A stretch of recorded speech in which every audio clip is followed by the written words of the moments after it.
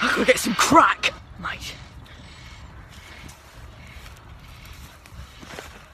I've really got to get some fucking crack. I just walked across the whole fucking ocean and I still can't find any crack. Crack alley? Nope, just a normal back alley. Oh, there's got to be crack in this big fucking bowl of sand.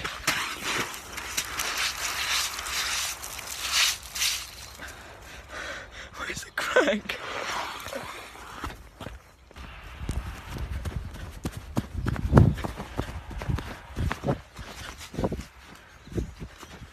Crack. Crack. Crack. Crack. Nice bloody council estate. There'll be some crack here, I'm sure. I am scared. I am crackless. And I am alone. Crack! I'm not even fucking joking. There is so much crack. If anyone comes near me, I swear to fucking God I will kill them.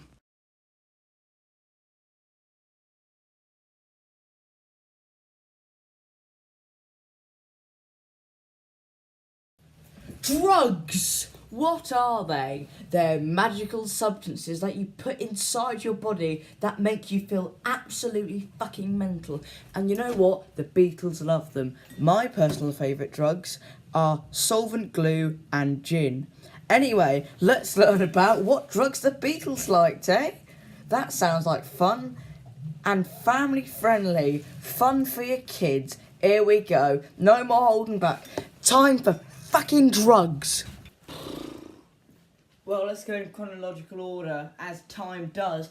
The first drug the Beatles took was Benzedrine, which they found in the strips inside inhalers. That's true. This bloke, like a poet, who used to go to the Casbah Coffee Club, which is where they played, was it the Ducando? It was one of the fucking coffee clubs. He was like, hey, you want some? And he's like, no, I don't have fucking asthma. I don't want your fucking inhaler, mate. And then he was like, no, eat this strip. And he took the strip out of the inhaler and he munched it. And they just talked for hours. That's all it really did for you. So I don't really need that because I just talk an annoying amount anyway. On to the next drug. That was back in Liverpool, but now it's time for Hamburg. And you know what that means? New foreign drugs. What they took then to keep them up on those long fucking stage shows, because you can't just, you know, strum your bloody guitar for 2 hours on nothing. You got to have some stimulants. And these were German slimming pills, German diet pills, and they were called Preladins. They called them Prellies for short, because that's what Liverpool people do. They shorten everything.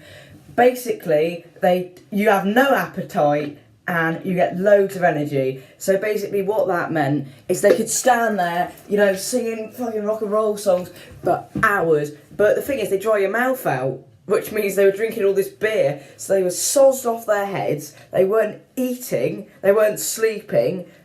And it was absolutely fucking mental, which is great. Because if your life's normal, then what's even the point in living it, you know? Let's find out about some more drugs. Obviously, the next logical step after inhaler strips and German diet pills is weed. First, they had it in Liverpool, given it by some drummer. And they were like, this doesn't do anything. You know, I'll have my bloody inhaler strips back, please. This is boring. And then the day before the bloody Decca audition, before they auditioned to a massive record company for a £1,000 million deal, they all get high on the bus because they're bored. But it's Bob Dylan who really got onto them because I Want to Hold Your Hand, it says, I can't hide, in the chorus. He thought it said, I'll get high. And then he was like, oh, Beatles must love marijuana. And then he like invited them over to all smoke weed. And then they did. But he was like, oh, that's not the rose. And John London was really embarrassed because fucking Bob Dylan, you know, God to them, didn't know the words to their song and thought they were all druggies. And then they had to say, oh, sorry, Mr. Bob Dylan, I've never smoked weed before. So that must have been fucking awful. But yeah, they did weed with Bob Dylan.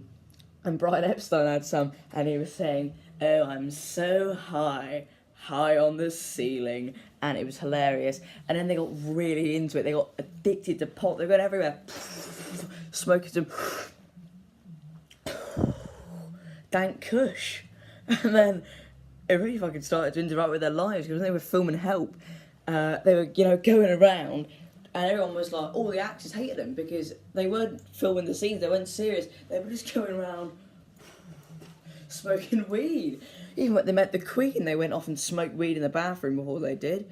That's weed. After that, it's LSD. First LSD trip. This is like my favourite Beatles story ever. So, of all people, their dentist puts LSD in their coffee, and then they all go absolutely bonkers. And then he takes them off to this nightclub. So they're all outside screaming, "Let's break a window! Oh my God, I'm so high!" And then they go into this nightclub. In the lift, there's this little red light or something, and for what feels like hours, they're going, "There's a fire, we're all going to burn in hell. There's a fire, everything's burning. Tiny red light. Fire! Oh my God!" But when they get into the nightclub, everything's fine. You know, they're dancing around, they feel on top of the fucking world. Everything's perfectly lit. They've seen God, basically. It's a great night. That's the first LSD trip of the Beatles, of John and George, in April or March 1965. Got two more stories for you based on LSD, which is a beautiful substance. One, John's wife, Cynthia, well, his first wife anyway, was this sort of artsy type, did a lot of painting, and she'd done this one really amazing painting once, and then John, early in the morning while she's out, sticks these sticks off milk bottles all over it. "Milk is good for you, milk is good for you, milk is good for you." Absolutely fucking ruins it. She was mental, she was so angry, it was crazy. The other one is Peter Fonda, a famous actor. He was in the first Thomas Tank Engine film. He's the really sad bloke in that. I don't know what else he's in, I don't really follow him. But he was telling them all when he was high on LSD, and so was John, that he almost shot himself with a child as... Wow! Jesus Christ, I'm fucking out of it. He shot himself with a gun as a child by accident. Didn't kill him. And he was up to, like, Johnny was saying, "I know what it feels like to be dead, man." And that inspired the song She Said, She Said. That's a bit of trivia for you. I think I got a bit more on LSD, but I don't remember.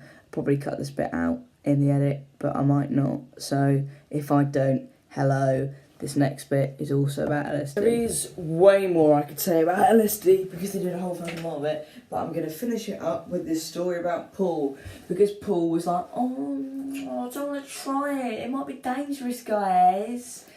Because we all know he's a useless lesbian. It took him until December to actually get around to having it. You know, half a year later than everyone else. "Oh, Paul, always late to the party." And then he thought it was the most emotional experience of his life. He was seeing God, then he was crying, then he was laughing, and then he was, I don't know what, but he woke up after it feeling really stiff, not like boing strong, as in I can't move.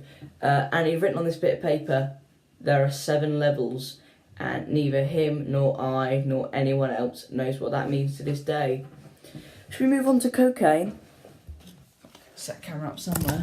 That'll do me. On a final, more boring note, there's cocaine and heroin. Apparently, Paul McCartney had cocaine at the dentist as a kid because that's where he recognised the smell from. That was Novocaine, which is quite similar, but what can you do? They first had that in 1961, also they say, we're not sure because there's no associated stories. But in the later 60s they started taking it. But once again, no real stories on it. It's not like fucking LSD where they all went crazy and there's all these brilliant little tales of drug taking. Now there's not really for heroin either. But they used to mix them together and make speedballs, which is a stupid name, but once again, there's no stories about that, which means these drugs were so boring that no one's even bothered to mention them. Or I do know that cocaine is what made Jules sound like this on his 1974 tour, and also his 1974 album Dark Horse. But you know, you don't care about that. Anyway, that's about it. That's about it about the fucking Beatles and drugs. Ended on the most boring one, but that's how life goes. When you die, you know, you're not really doing much. You're sat in a fucking bed rotting away. It's quite sad, really. But, you know, what can you do? See you next week, which is Christmas, for a review and ranking of... Fuck, what's it called? With the Beatles. Goodbye, internet.